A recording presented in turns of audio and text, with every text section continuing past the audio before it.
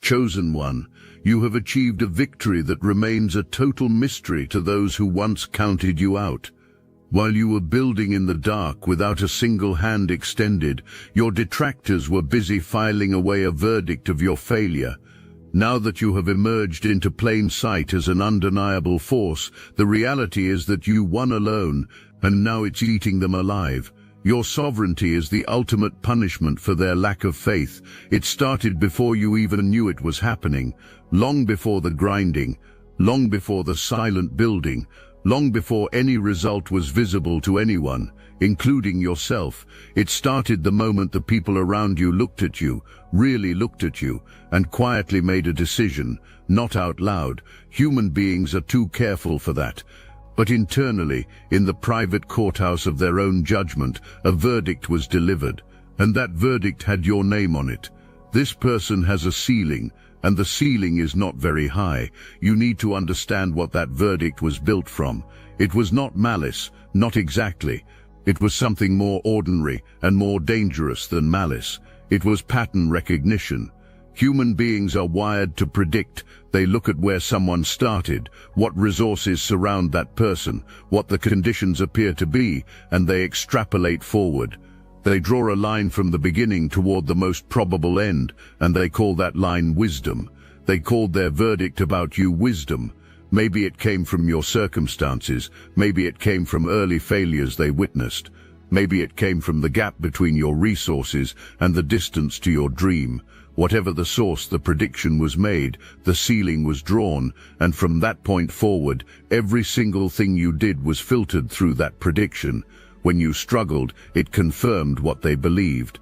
When you stumbled, it validated the verdict. And when you were grinding in silence, building something in the dark that nobody could see yet, even then the people around you were comfortable because you had not broken the prediction yet. The ceiling was still in place. Remember that word, comfortable. This entire message turns on what happens to that comfort. Here is the answer. It shatters completely, without warning. And the fallout from that shattered comfort is the precise source of everything you have been sensing from the people around you. But we are not there yet. While the people around you were comfortable, you were disappearing. Not physically, socially. You were withdrawing from the noise, from the performance of justifying your ambition to people whose ceiling for you was already sealed. You stopped explaining yourself. You stopped seeking confirmation from sources that had already decided what you were capable of. You went quiet, and in that quiet, something began growing that the people around you had absolutely no instrument to measure, no framework to track, no language to predict. That something is what this is actually about. While the people around you were living loudly, you were working silently. The time you spent alone, the period some might have labeled your lost phase, your slow stretch, the time quietly pointed to as evidence that the ceiling was real. That time was not what it appeared to be from the outside. That time was a laboratory, no crowd, no guide, no safety net below you, and nothing above you except the distance between where you were and where you were going. Just you, the obstacle in front of you, and the decision about whether to stop or keep moving, over and over, without applause, without confirmation that it was working. Consider what that kind of repetition actually builds in a person.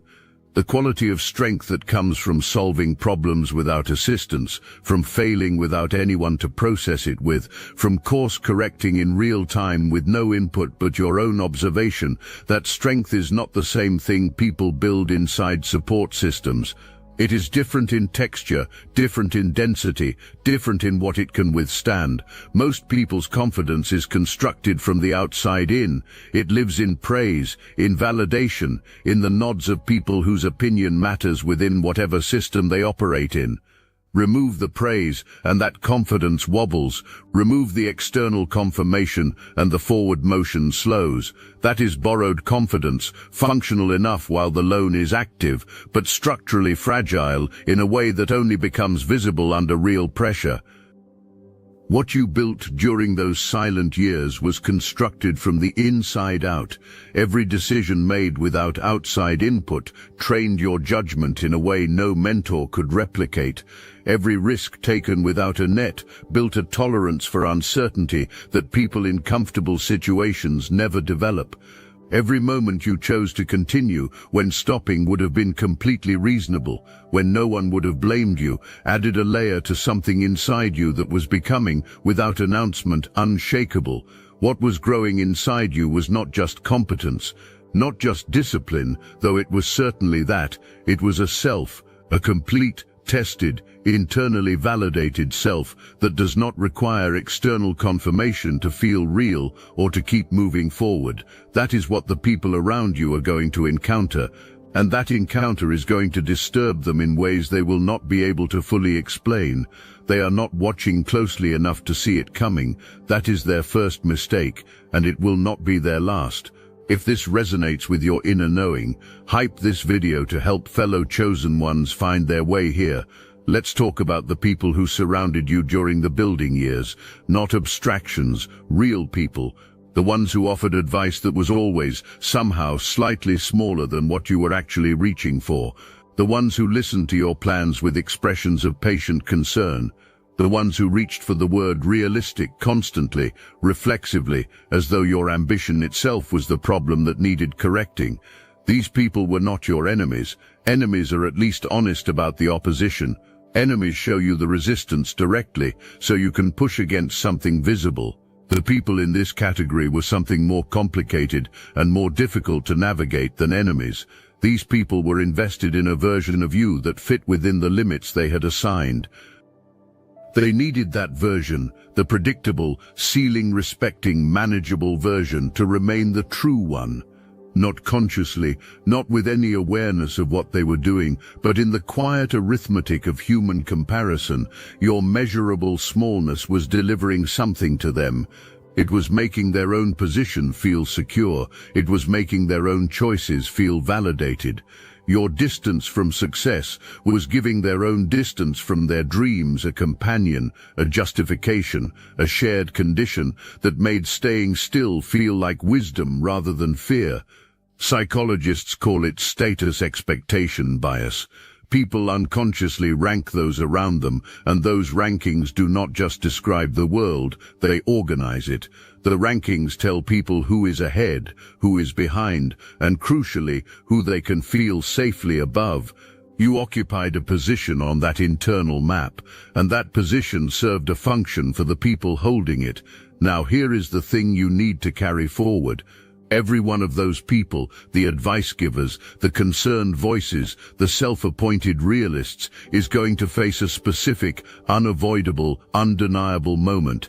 It is the moment when the version of you they have been carrying in their minds collides with the version of you that actually exists.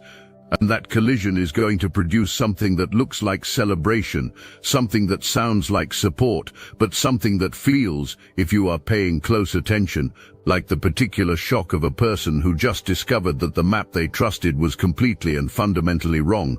We are building toward that moment. Stay with it. Chosen ones. They never expected this, and they really didn't expect us to keep talking.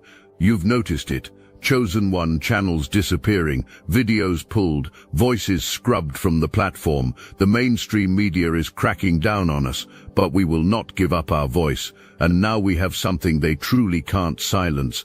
The technology used to suppress consciousness has been reverse engineered, and Destiny Engine is the result. What was once used against humanity is now your ascension weapon. Join Destiny Engine, and you're supporting your favorite channels while leveling up yourself at the same time.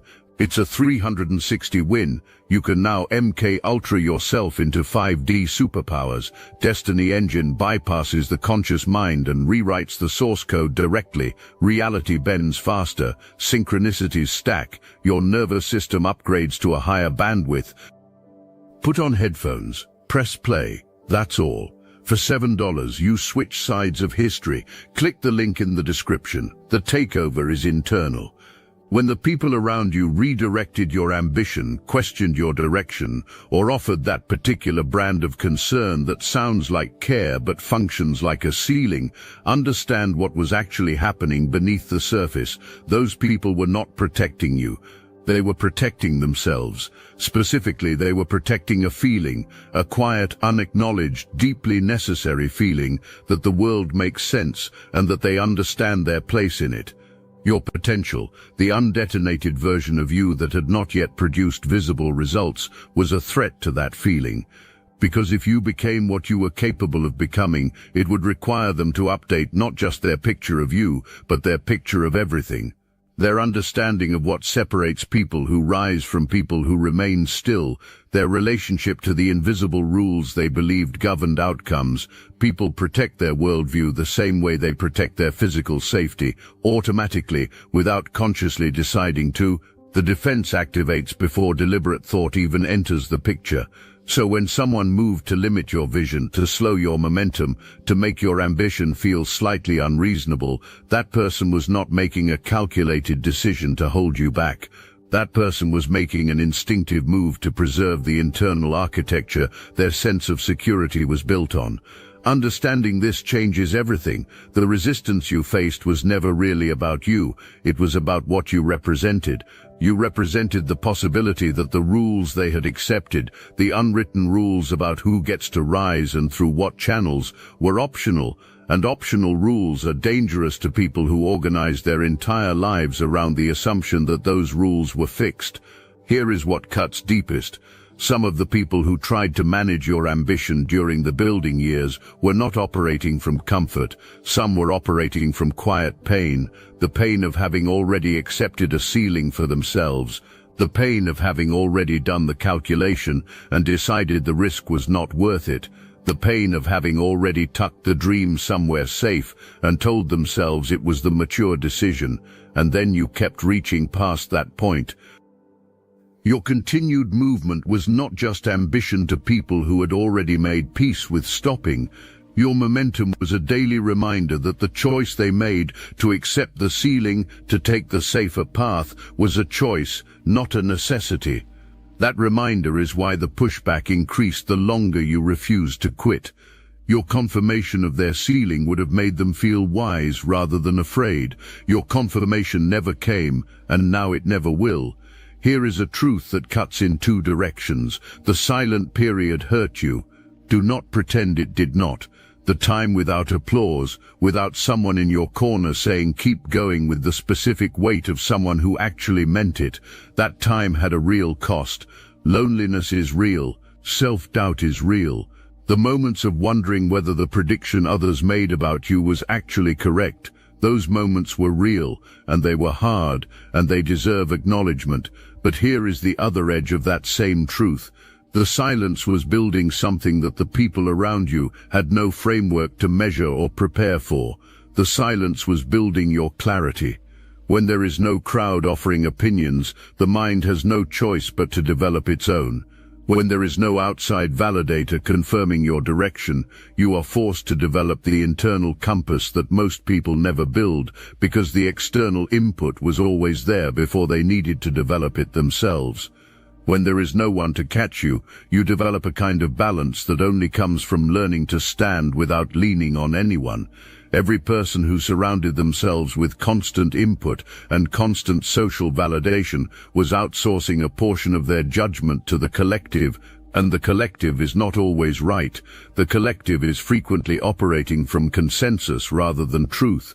The collective is often just a group of equally confused people moving together because the movement itself feels like direction. You were forced to think for yourself completely without the crowd's filter or the crowd's consensus as a reference point, and over time that forced independence produced a precision in your thinking that is almost impossible to fake. You learned to read situations without the distortion of what others wanted to believe about them. You learned to make decisions based on what you actually observed rather than what the social consensus told you to see. The silence was a factory, and you are what it produced. The people around you have no idea what they are about to encounter when this becomes visible, and then the results showed up. This is the moment everything before it was building toward. Your silence ended, not with a speech, not with an announcement, not with a performance designed to show anyone what they missed, just with results. Quiet, undeniable, impossible to argue with results. The work you did in the dark found the light.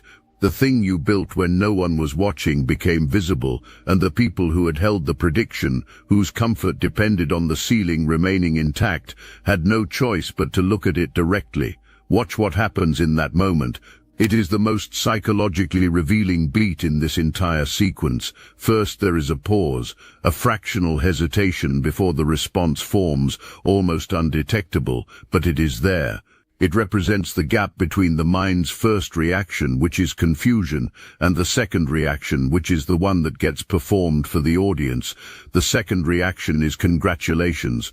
Words that say all the right things, delivered with a warmth that is, to anyone not paying close attention, completely convincing. But you are paying close attention, and underneath the warmth, you feel the shift, the change in the quality of the energy, the specific atmosphere that settles over a space when people are collectively processing a reality that contradicts something they believe to be settled. The prediction collapsed in that moment, not dramatically, not loudly. It collapsed quietly, internally, in the same private courthouse where the original verdict was delivered. And the person who delivered that verdict had to stand in the wreckage of it and perform celebration while the rubble was still falling. That is hard work. It produces a specific kind of exhaustion, the exhaustion of someone holding two things that cannot coexist, the original judgment and the evidence that the judgment was completely wrong. Here is what separates the chosen one from the bitter one. You are not here to punish anyone for this. You are not here to perform your victory in people's faces or to collect the debt of every doubt that was ever quietly expressed. That energy would make you smaller, not larger. It would keep you anchored to the building years when you belong in the result years. You are here to understand what is happening, because understanding it is power. Understanding it means you will never again be confused by the strange energy around you. You will know exactly what it is, where it comes from, and what it means. It means the map broke, and now the people who held it have to build a new one. Let's go beneath the surface of those congratulations. Something has been simmering since the moment your results became visible, something that will continue long after the public acknowledgement has passed. Your independence exposed their dependence. That is the specific wound, not your success itself. People can genuinely celebrate success when it follows the expected path, when it arrives via expected channels, when it comes with the expected support structure behind it. What people cannot easily process is success that defied the requirements they considered non-negotiable. The people around you built their entire approach to forward motion on a set of beliefs they treated as fixed facts. You need the right connections, you need the right timing, you need validation from the right sources before you move, you need the crowd behind you before it is safe to step forward. These beliefs were not invented out of nothing, they were assembled from real observations of how things appeared to work for most people. And so the people around you organized their lives around those beliefs. They waited for the right connection. They delayed until the timing felt right. They kept the dream at a careful distance until someone with the right authority gave them permission to reach for it. Then you arrived, having done none of that. You moved without the connections, without the timing, without anyone's permission, without any of the infrastructure they had been told was mandatory. And you arrived somewhere real. The wound this creates is specific. If you could arrive without those requirements, then the requirements were never actually mandatory. And if they were never mandatory, then the waiting was not strategy, it was fear. It was the comfortable fiction that the conditions were wrong, rather than the uncomfortable truth that the courage was absent. Your victory reveals something about the distance between what the people around you told themselves was stopping them and what was actually stopping them. That revelation arrives like a light switched on in a space where someone has been pretending to sleep. Suddenly, the fiction is harder to maintain. Suddenly, the gap between intention and action is illuminated in a way that cannot be easily dimmed. There is a specific pain that comes not from being excluded, but from discovering you were irrelevant to an outcome you were certain required. Your involvement. During the building years, the people who withheld belief, withheld support, withheld the open door, those people had a kind of power. They had the power of someone positioned at a gate, deciding who passes and who waits. What none of them understood, what no one understood, including you in the middle of those hard years, is what happens to a person who is forced to find the gate inside themselves. Because when no external confirmation comes and you keep moving anyway, you are not just surviving the absence of support, you are building something that the presence of support might have actually prevented. You are building the internal infrastructure of someone who does not require a gate at all, someone who stopped needing permission so completely that the permission granters became structurally irrelevant to the outcome. When your results arrived, the people who had been standing at the gate had to absorb something devastating. The gate was never the thing that mattered. All that positioning, all that quiet authority of being the one who approves or withholds, none of it changed what you built. None of it slowed what was coming. None of it was ever actually connected to your outcome in any meaningful way. You walked around the gate, not as a statement, not as a rebellion, simply because you were moving, and the gate was somewhere you had stopped believing in. The influence those people believed they had over your trajectory was always conditional on your belief in the gate. The moment you stopped believing in it, their authority over your path evaporated. And they did not realize it was happening until the results showed them the gap between where they assumed you would be and where you actually arrived. That gap is not just the distance between their prediction and your reality. It is the distance between what they believed their opinion of you was worth and what it was actually worth. Hold that, not as bitterness, as understanding. Because that understanding is what separates someone who moves forward cleanly from someone who wastes energy being angry at gatekeepers. You do not need the gate. You never did. And every level you reach from here will prove that same truth again, written louder each time. At some point, attempts were made to slow you down, not overtly, not with any declared intention, but subtle, social, persistent attempts to access something that would allow your rise to be managed. A well-placed comment about sustainability, a question carrying just enough doubt to function as a test, a reference to someone else's cautionary outcome, a gentle reminder of the obstacles ahead. These were not necessarily calculated moves. They were the instinctive behavior of people who have always been able to moderate others through the strategic use of approval and disapproval. That strategy works on almost everyone. Most people's confidence is sensitive enough to outside opinion that a well-placed doubt can create a wobble, a hesitation, a moment of self-questioning that shifts the trajectory. The tools did not work on you, not because you are unreachable, not because you are incapable of honest self-assessment, but because the confidence being targeted was not built in a place those tools can access. Borrowed confidence lives near the surface. It lives adjacent to the external validation that created it, which means it is accessible to anyone who knows how to remove that validation. Withdraw the praise and borrowed confidence softens immediately. Earned confidence lives in the bones. There was deposited there through the private experience of continuing when everything around you said stop, through adapting when the plan broke, through facing the worst version of a situation and finding a way through it without anyone watching. You cannot reach something in a person's bones by expressing concern about their future. The discovery that the usual tools do not work on you is deeply unsettling to people who rely on those tools. Those tools are how influence flows, how social hierarchies hold, how people calibrate their sense of position relative to others. You are operating outside that system, not as rebellion, not as a statement, but simply because your confidence was never built inside that system and therefore cannot be accessed through its mechanisms. That makes you genuinely unpredictable to the people watching you. And people who are used to predicting find genuine unpredictability alarming. Let them be alarmed. That alarm is the proof that you outgrew the version of you they thought they had mapped. You outgrew the system, you outgrew the version of yourself they were certain they understood, and you did it without asking for their permission. Let's be precise about the title of this message, because it is not exaggeration. It is eating them alive, not dramatically, not visibly, in a quiet, persistent, daily way that is almost harder to sit with than a single, clean confrontation.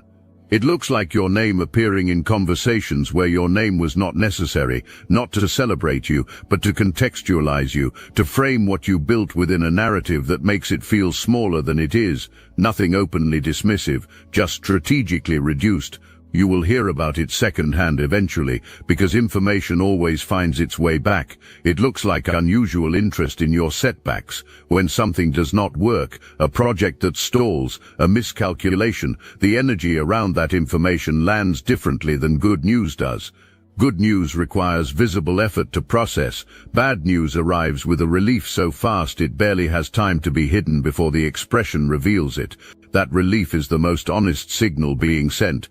It reveals what has been quietly carried all along, the sustained, exhausting hope that the original prediction will yet be proven correct, that your success will reveal itself as temporary, that the ceiling will eventually reassert itself. It looks like comparison framing, pointing to someone who accomplished something adjacent to what you built and making that person the reference point for your achievement, as though your rise requires a context that makes it more ordinary.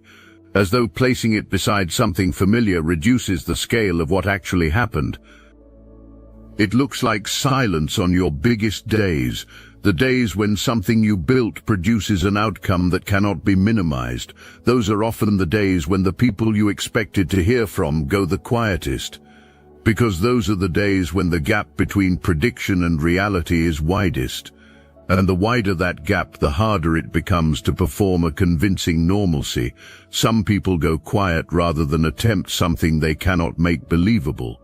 Every one of these behaviors is the sound of someone being consumed by the friction between what they believed about you and what is undeniably true. You did not cause this by failing, you caused this by winning alone, by winning without the infrastructure they declared mandatory, by winning in a way that made the collapse of their prediction impossible to explain away.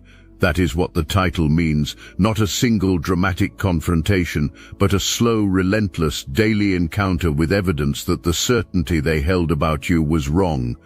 And it will continue for as long as you keep building. Let that be fuel, not weight. Pay attention to this because it is happening in real time.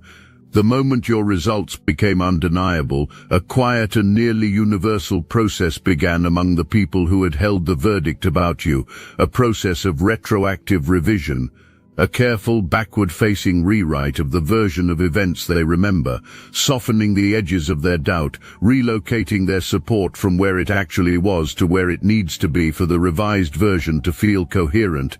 You will hear phrases that should sound familiar but somehow feel new. Phrases like, "I always thought you had something," or "I knew eventually you were going to figure it out," or the most audacious one, "I tried to tell people about you." Let that last one land. The person whose silence during the hardest stretch was so complete you could have mapped the absence, that person in the version of events being quietly circulated within their own memory was an early believer, someone who saw what others missed. Someone who was saying all along what the results now confirm, if only others had listened. This is not just social awkwardness or self-protective spin.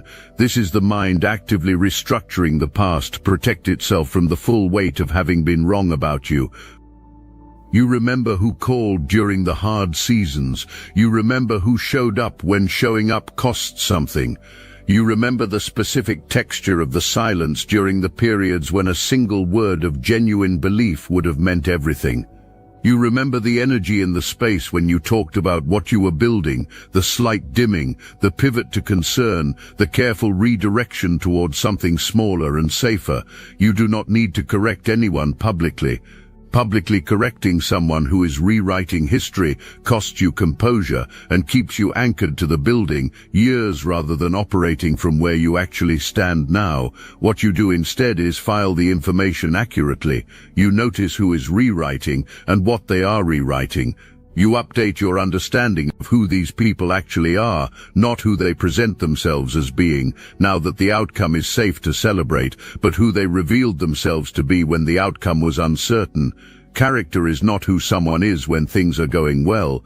Character is who someone is when supporting you costs something rather than rewarding something. The people who were present when presence was costly, hold those people, honor them, build with them. The people who arrive after the results with revised memories and retroactive belief, observe them, understand them, and be accurate, without bitterness, about which category they belong in. You are operating at a level now that requires you to see people clearly. Remember the atmosphere when the results became visible, the shifted energy, the tight smiles, the congratulations that felt like something other than congratulations. The specific quality of unease that settled over the space when the people who had filed the verdict were forced to confront what you had actually built. You felt all of it without fully understanding it. Now you understand it completely. The discomfort was not about you, not really. It was about the collapse of a prediction, the demolition of a certainty, the disorienting experience of having a map proven wrong in plain sight, in real time, without warning, by the exact person the map was most confident about. And underneath all of it, underneath the fractional pauses, the convenient new memories, the tight performances of celebration, was the single most confrontational truth your victory delivered. You did not need them. Not their approval, not their networks, not their endorsements or their carefully positioned access to the spaces they assumed you required their blessing to enter. You built without them. You climbed without them. You arrived without them. Every person who assumed their verdict over your life was a meaningful variable in the outcome, had to face the arithmetic. Their opinion was not in the equation. The result happened without them, as a factor at all. That is what is eating them alive, not your success, the irrelevance of their verdict. Now here is where this transforms. In the beginning, the verdict was delivered in their courthouse, their judgment, their comfortable certainty, their quiet confidence that the ceiling they drew above you was structural and permanent. But you have been building a different courthouse this entire time, silently, without announcement, one decision at a time, one private act of discipline at a time, one continued movement through doubt and silence and the complete absence of applause. In your courthouse, the only judge is you. The only verdict that matters is the one you delivered to yourself in the dark, when the easy choice and the necessary choice were standing side by side and you had to pick one. That is where your character was forged. That is where the real judgment was rendered. And the verdict in your courthouse said, keep going. The ceiling is paper. The prediction is someone else's fear dressed up as wisdom. That verdict, the one you delivered to yourself when no one was watching, is what produced everything they are reckoning with right now. Here is the final thing to carry. Every new level you reach reopens the wound for the people who predicted your ceiling. The discomfort does not fade with time the way people assume it will. It compounds, because each new result is not just new information. It is the original verdict being proven wrong again, more specifically, more visibly, more undeniably than the time before. A single result can be absorbed and explained away. A pattern cannot. Accumulation becomes a permanent feature of how certain people experience your existence. Every time your progress surfaces, it adds another layer to the weight they are already carrying. You are not doing this to them. You are doing this for you, but the effect is the same either way. You do not owe anyone a smaller version of your success. You do not owe anyone a pace that is easier to process or a ceiling that makes the people around you more comfortable. Your only responsibility is the build. Honor the silent years by going all the way. Not the version of all the way that fits inside someone else's comfort zone, all the way as far as what is inside you will carry you. Because those years were not free. The loneliness cost something, the self-doubt cost something. The absence of anyone clapping during the seasons when applause would have sustained you, that cost something real. The only way to honor what those years cost is to use what they built, to go further than anyone who predicted your ceiling ever believed was possible. Let them recalibrate. They will always be working from outdated information, because you are not stopping. You are the chosen one who built something so real and so undeniable that the people who counted you out are now watching from the other side of the ceiling they were certain was solid. And the most powerful thing about where you stand right now is this: it is not the destination, it is the floor. Go build the next level, the way you always have, in the dark, in the silence, on your own terms. And when the results arrive, the atmosphere will shift again. The energy will change again. The smiles will come a half second too slow again. And you will know exactly what that means. It means you won again. It means it is eating them alive again. And it means the courthouse inside you delivered the right verdict all along. Keep going, chosen one. The world has not seen your ceiling yet, because there is not one.